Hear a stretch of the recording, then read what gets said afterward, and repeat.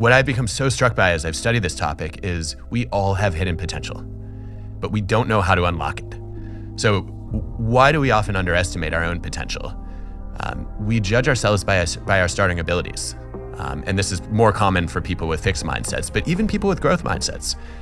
You try a new skill, it doesn't go well, and you think, this is not for me. I'm not cut out for this.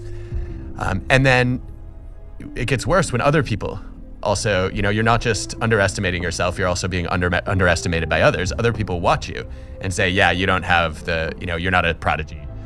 You're not a natural. You don't have the talent that it takes. And I think the big myth there is that raw talent is the most important driver of how high people climb. It's not. Motivation and opportunity matter more than raw ability for growth. Everybody starts at a different point. But how close you come to your potential is much more about the character skills you cultivate to improve it, improving over time. And then whether you're in a situation where you have access to the knowledge that you need and the tools you need to keep growing. My proudest accomplishments were not in the areas where I started out with the most talent. They were in the areas where I had overcome the most obstacles. And I think that to me is really what drives people around potential, is to say, it's not performance that's motivating, it's a sense of progress. From a worm, insect, bird, plant, tree, everybody. All of them are trying to be full-fledged lives.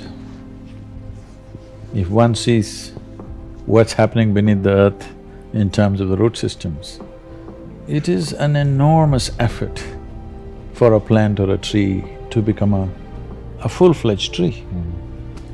Well, an apple tree is not trying to be an oak tree, but an apple tree wants to be a full-fledged apple tree. That effort is on in every life. So is it in human beings. But the problem with humanity is just this, that for every other creature, nature has drawn two lines. Within these two lines, they live and die. So their idea of full-fledged is hitting the ceiling of their life. But if a human being hits a ceiling, he gets frustrated and miserable because nature, this process of evolution has delivered to us to a place where there is only the bottom line, there is no top line, though some human beings are trying to breach the bottom line and go below that effort also is going on So essentially, what human life is when life was in the other forms of life that you see on the planet, nature determined a certain compulsive, instinctive ways of functioning. Once you become human, these lines have been removed. You can act consciously. That means what you call as human potential is not of any kind of measurable limit. It can go as far as you desire or as far as you have the courage to walk. So when we say human potential, unleashing human potential, it is not about reaching the peak, it is a trajectory. Because what our life is a combination of a certain amount of time and energy. What's the common human experience? Because I'm seeing the same problems even though it's a different culture, even though it's different beliefs, right? And I began to realize that there are certain human needs, and there were 6 that I identified that I've used ever since, and it's helped me understand. And so one of those needs is certainty, and it's the base human need. Certainty that you can avoid pain and that you can be comfortable is the most basic need. It's a survival need, because if you have continuous pain, that's continuous damage equals death, right? But what happens for people is, most people, that first basic need is where they live, they don't grow. Another need, the second need, is uncertainty. Because ironically, if you're certain all the time, you're bored out of your mind. If you're completely uncertain, you're kind of freaked out. And a balance is not it, it's the ability to use both, enter both worlds.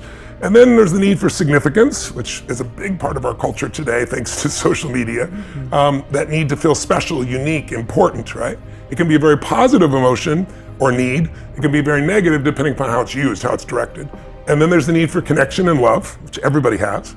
And those 4 needs, everybody finds a way to meet. Even if you have to lie to yourself, work 20-hour days, you're gonna find certainty somehow. You're gonna find variety, you're gonna find some form of significance. Some people do it by tearing other people down, some people do it by working harder, it's different. You're gonna find some level of at least connection, if not love.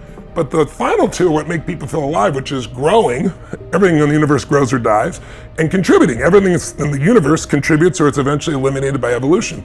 So those are the spiritual needs, growth and contribution, where you get beyond yourself. You need to affirm to the universe, gentlemen. You need to wake up every day and you need to talk to the universe as if it was Alexa or Siri, and you need to say, I want to see how good life can get. I've been saying this all the time, and I thought that my life was already perfect 2 or 3 years ago, and still it keeps getting better. Oh, yeah. My life keeps getting better. Now, life isn't a straight line, right? I didn't get to the top in a straight line. I had bumps, bruises, I had setbacks. Yeah, I got cut up, I got stabbed, I had a lot of problems. But here I am at the top. Life's not a straight line. But every single day I say, I want to see how good life can get. And God keeps providing. He keeps making me richer. I retain my wealth. I retain my health. I make better friends. I have amazing relationships. I have love in my life. Everything goes well for me all of the time. I can't explain in human words how fantastic my life is. I wouldn't change a thing. I can't catch depression. It's never happened, never fucking will. And I stand by that. Another thing that's really important, I say this all the time, nearly every word that comes out of my mouth is self-hypnosis. Every word that comes out of my mouth is self-hypnosis. And it's the same for everybody watching this. Every single word you speak is self-hypnosis.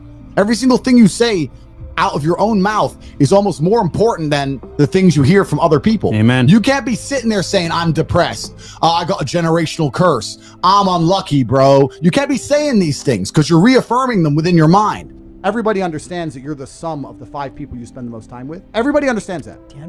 Everybody understands that. But they understand that and still hang around with fucking losers. True. It's like, is that not the ultimate mark of being a dumbass? If you understand that that's the truth and you don't curate your friendship and curate your reality, yes, then you're a loser. Because they're idiots, right? You have to curate your reality, and there's nothing wrong with saying to people, you know what, I've outgrown you. You know what, I'm on a different path with you. You know what, X, Y, Z. Sometimes you got to cut people off, because if you don't curate your reality, they infect your energy. Dumb shit leads to dumb shit.